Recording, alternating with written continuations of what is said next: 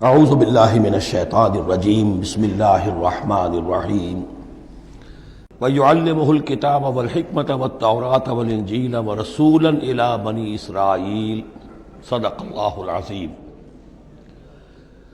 اس آیہ مبارکہ کے بارے میں ایک نقطہ تو میں بیان کر چکا ہوں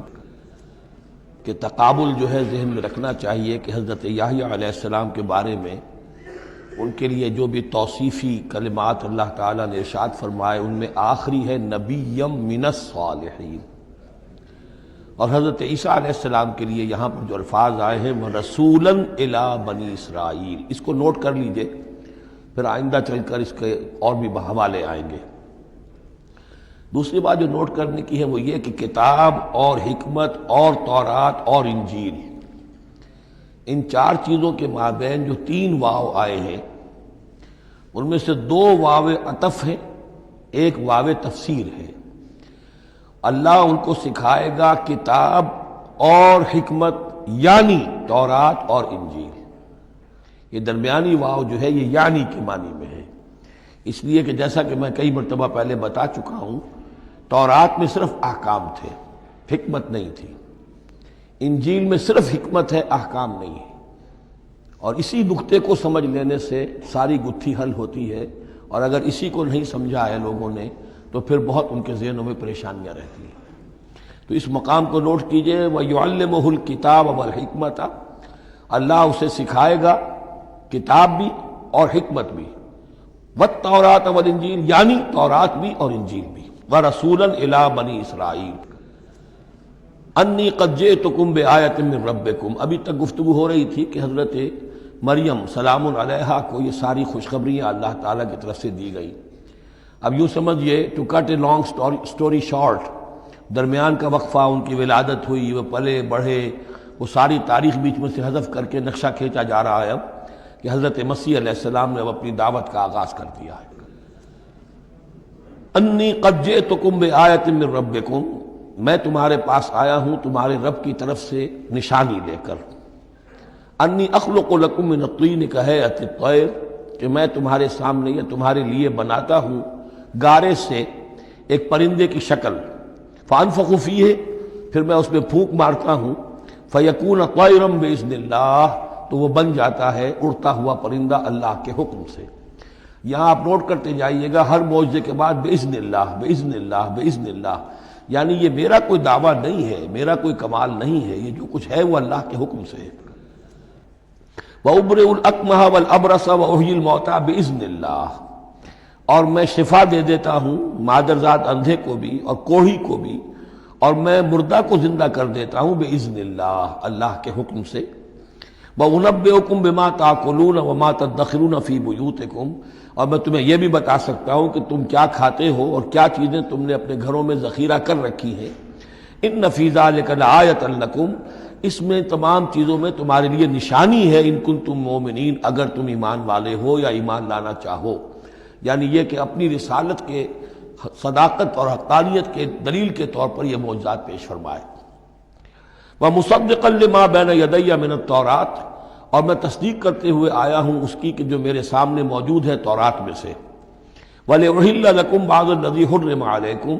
اور تاکہ میں کچھ حلال قرار دوں تم پر وہ چیزیں جو تم پر حرام کر دی گئی ہیں۔ یہ اصل میں اشارہ ہے سبت کے حکم کے بارے میں، کہ جیسے ہمارے ہاں بھی بعض جو مذہبی مزاج کے لوگ ہوتے ہیں ان میں پھر بڑی سختی پیدا ہو جاتی ہے، غلو کرتے چلے جاتے ہیں دین کے احکام میں۔ تو سبت کے حکم میں یہودیوں نے اس حد تک غلو کر لیا تھا کہ کسی مریض کو دعا کرنا اس کے لیے کہ اللہ اس کو شفا دے دے، یہ بھی نہیں کرنا، کچھ نہیں کرنا، کوئی کام، گویا کہ یہ بھی دنیا کا کام ہے۔ لہذا اس کی ایک انتہا تک وہ پہنچ گئے تھے جن کو آ کے حضرت مسیح علیہ السلام نے پھر اس کی وضاحت کی کہ یہ چیز کے اس کی تقاضوں میں شامل نہیں ہے۔ وَجِئْتُكُم بِآیَةٍ مِّن رَبِّكُمْ، اور میں تمہارے پاس لے کر آیا ہوں نشانی تمہارے رب کی طرف سے، فَاتَّقُوا اللَّهَ وَأَطِیعُونِ، پس اللہ کا تقوی اختیار کرو اور میری اطاعت کرو۔ ان اللہ ربی وربکم فاعبدوہ، یقیناً اللہ ہی میرا بھی رب ہے اور تمہارا بھی رب ہے، پس اسی کی بندگی کرو۔ ھذا صراط مستقیم، یہی سیدھا راستہ ہے۔ آپ کو یہی الفاظ ملیں گے سورہ مریم میں انشاءاللہ۔ فلما احس عیسیٰ منہم الکفر، اب پھر دیکھیے وہی درمیانی وقفوں کو چھوڑتے ہوئے یہ دعوت میں کتنا عرصہ لگا، کئی سال کے بعد اب مخالفت ہوئی، اور مخالفت ہوئی ان کے علماء کی طرف سے۔ یہود کے جو علماء تھے شدید ترین مخالفت انہوں نے کی، ان کی مسندوں کو خطرہ ہو گیا، ان کی چودراہٹیں جو ہے وہ خطرے میں پڑ گئی، تو انہوں نے مخالفت کی۔ اور اس وقت تک ظاہر بات ہے کہ یہودیوں پر ان کے علماء کا جو ہے اثر و رسوخ بہت زیادہ تھا۔ فلما احس عیسیٰ منہم الکفر،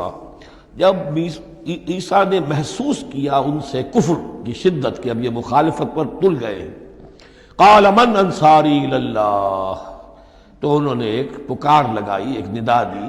ایک دعوت عام دی، کون ہے جو میرے مددگار ہے اللہ کی راہ میں؟ یعنی اب جو کشاکش ہونے والی ہے، جو تصادم ہونے والا ہے، اس میں ایک حزب اللہ بنے گی اور ایک حزب الشیطان ہوگا، کون ہے جو میرا مددگار ہو الی اللہ، اللہ کے کام میں۔ یہی اصل اساس ہے دین میں کام کرنے کے لیے کہ اسی بنیاد پر کوئی شخص اٹھے کہ میں دین کا یہ کام کرنا چاہتا ہوں، کون ہے جو میرا ساتھ دے۔ یہ ایک بالکل طبعی طریقہ ہوتا ہے جماعت سازی کا، ایک داعی اور داعی پر اعتماد کرنے والے، داعی سے اتفاق کرنے والے لوگ اس کے ساتھی بن جاتے ہیں۔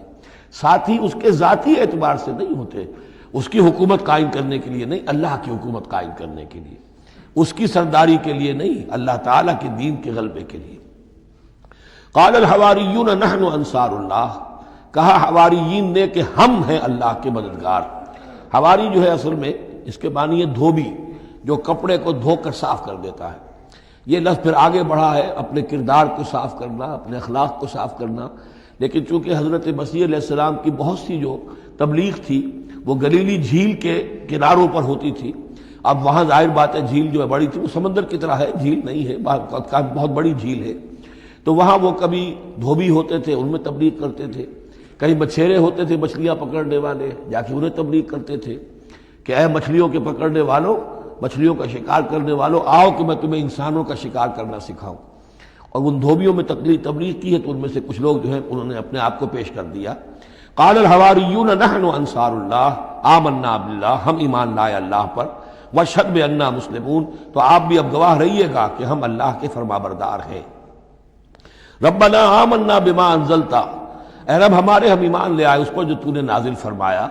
واتبعنا الرسول، اور ہم اتباع کر رہے ہیں تیرے رسول کی، فاکتبنا مع الشاہدین، تو اے پروردگار ہمارا نام گواہوں میں لکھ لے۔ یہ گواہ یہی ہے کہ جو لفظ اختیار کیا گیا ہے اب عیسائیوں کے خاص فرقے کی طرف سے، یہواز وٹنسز، یہوا کا لفظ جو ہے وہ عبرانی میں خدا کے لیے ہے، خدا کے گواہ،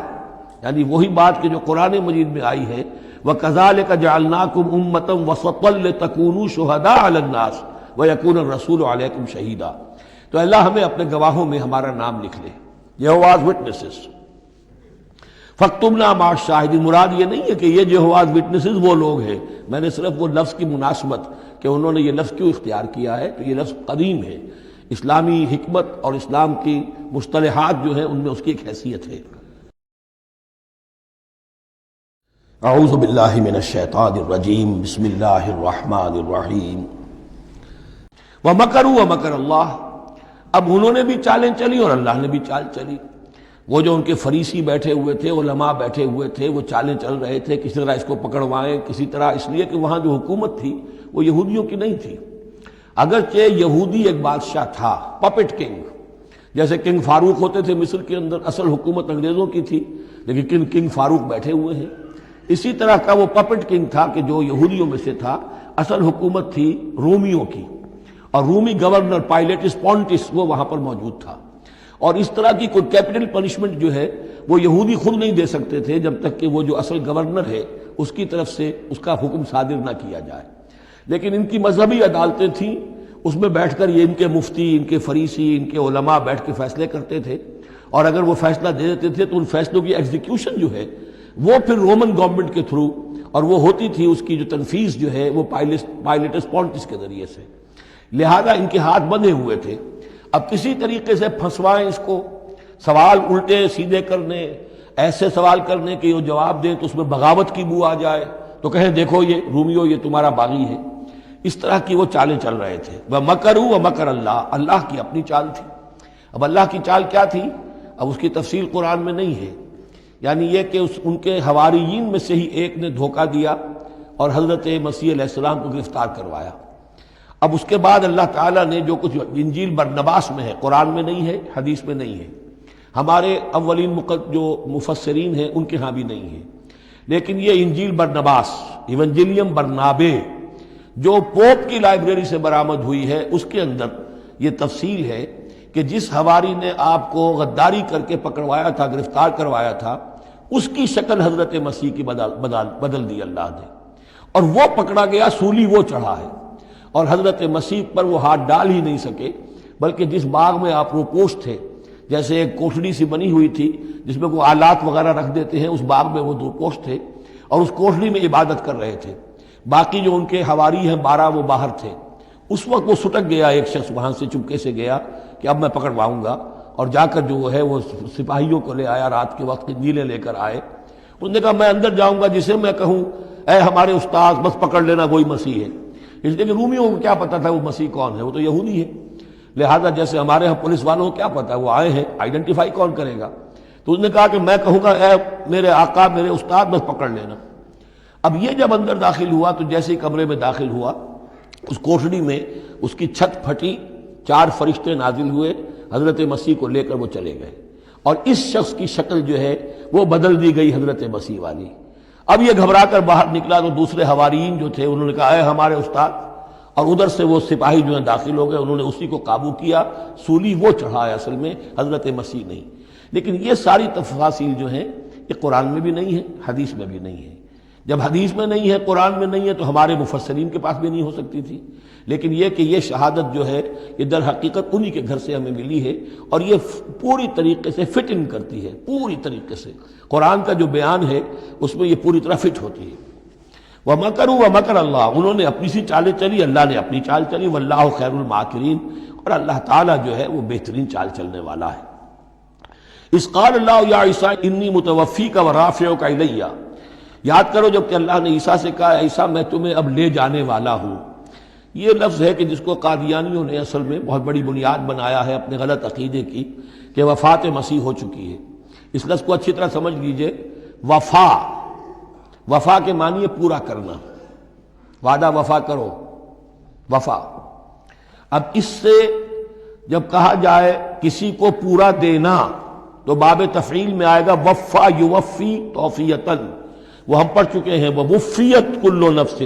فکیف اذا جاء، جب وہ دن آئے گا ووفیت کل نفس ما عملت، جو کچھ انہوں نے کیا ہوگا پورا پورا ان کو دے دیا جائے گا۔ یہ دیکھ لیجئے آیت نمبر 25، فکیف اذا جمعناہم لیوم لا ریب فیہ ووفیت کل نفس ما کسبت وہم لا یظلمون، ہر ایک کو بھرپور پورا پورا بدلہ اس کے اعمال کا دے دیا جائے گا۔ یہ ہے کسی کو پورا پورا دینا، کسی سے پورا پورا لے لینا، یہ باب تفاعل ہوگا، توفا یا توفا، کسی کو پورا لے لینا،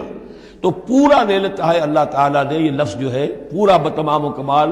یہ گویا کہ منطبق ہوتا ہے حضرت مسیح پر، کہ حضرت مسیح کو ان کے جسم اور جان سمیت اللہ لے گیا۔ ہم جب کہتے وفات پا گیا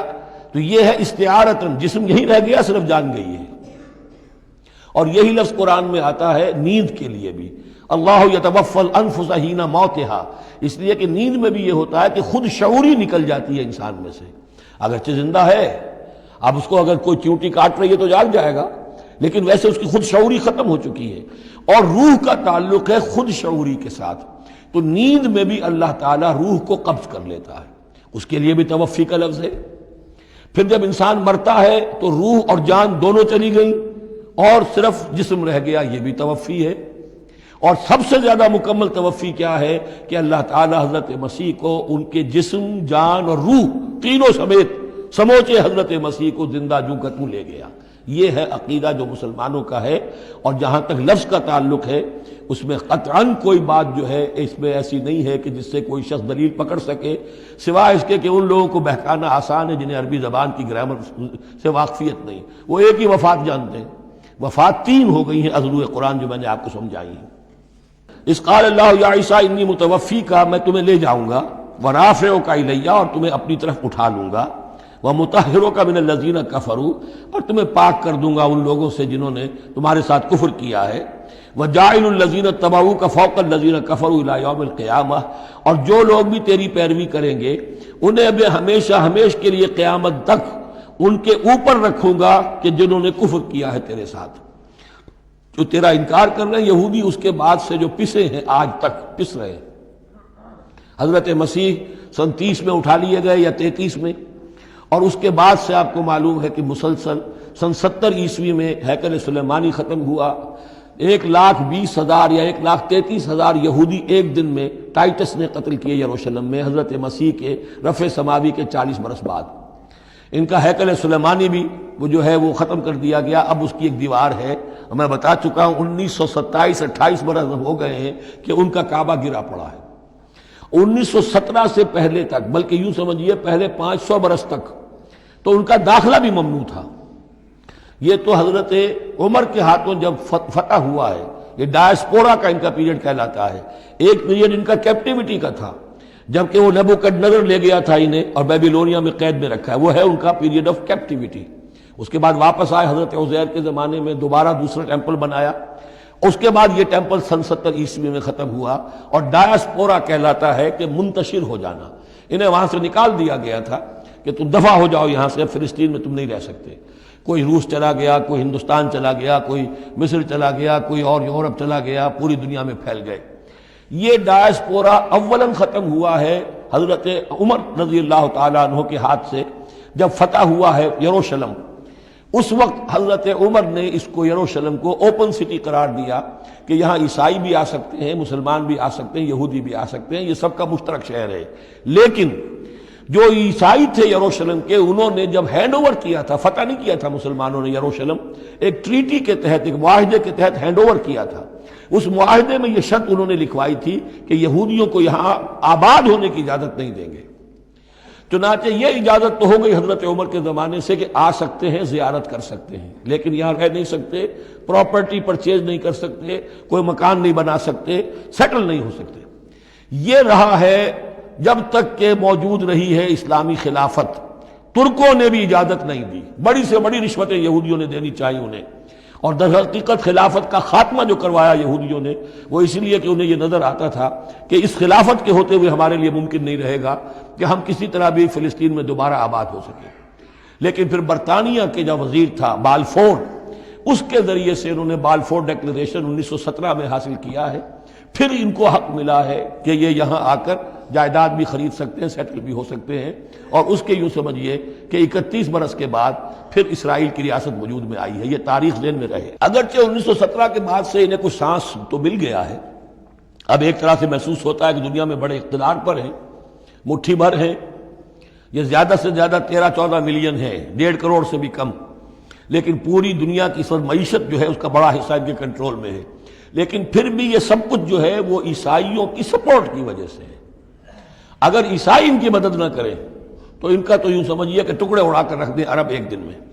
لیکن اب پیچھے پوری امریکہ کی حکومت ہے، امریکہ کے حواریین ہیں، خاص طور پر west white Anglo Saxon Protestants, امریکہ اور برطانیہ، وہ تو گویا کہ ان کے در خرید ہیں ایک طرح سے. اور بھی جو ممالک ہیں عیسائی، اب یہ فتح کر چکے ہیں ان سب کو، عیسائیوں کے اوپر ان کا غلبہ ہے. اس لیے اب جو شکل ہے وہ بھی یہ ہے کہ ان کا وجود ہے یہی کہ عیسائی ہیں اوپر، اور یہ مانوی طور پر سازشی انداز میں انہیں کنٹرول کر رہے ہیں. اذ قال اللہ یا عیسیٰ انی متوفیک ورافعک الی ومطہرک من الذین کفروا وجاعل الذین اتبعوک فوق الذین کفروا الی یوم القیامہ ثم الی مرجعکم فاحکم بینکم فیما کنتم فیہ تختلفون. پھر تم سب جو ہے تمہارا لوٹنا میری ہی طرف ہے، اور پھر میں تمہیں بتا دوں گا اور فیصلہ کر دوں گا تمہارے مابین ان باتوں میں جن میں تم اختلاف کر رہے تھے.